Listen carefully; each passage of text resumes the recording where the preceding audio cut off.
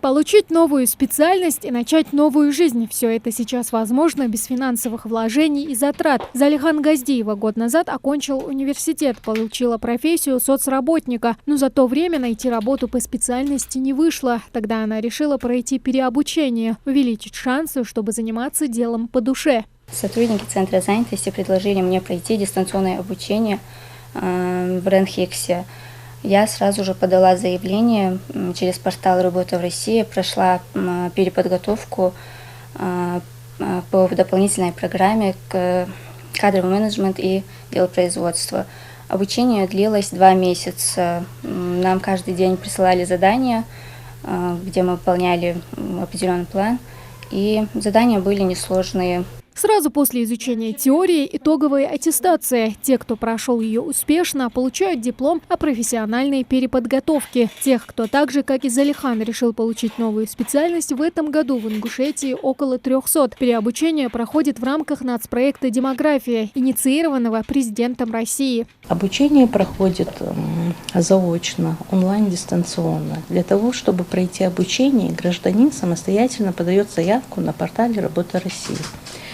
Он выбирает вуза, то есть федерального оператора, где он хочет обучиться. Тут же выбирает профессию, на которой он хочет обучаться. Сроки обучения, они разные. 72 часа, 144, 256, 524 и так далее. Воспользоваться программой переобучения могут граждане в возрасте 50 лет и старше, женщины, находящиеся в отпуске по уходу за ребенком, работники под риском увольнения и безработные. Прежде чем начать работу и организацию обучения, в первую очередь заключается соглашение с федеральными операторами.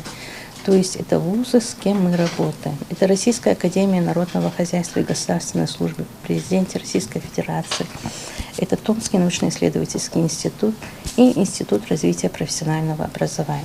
Получить новые знания или повысить квалификацию со списком направлений, доступных в регионе, можно ознакомиться при заполнении заявки на портале «Работа России». В этом году мы согласовали более 700 образовательных программ с федеральными операторами.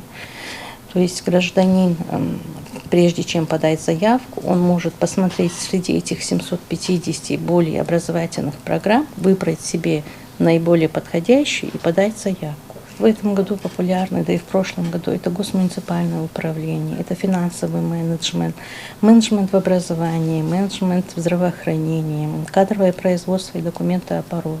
Получить новые знания в рамках программы по стране смогут 138 тысяч человек. Обучиться можно как для трудоустройства по найму, так и для открытия собственного дела. Тамара Хашагульгова, Султан Магушков, Новости 24.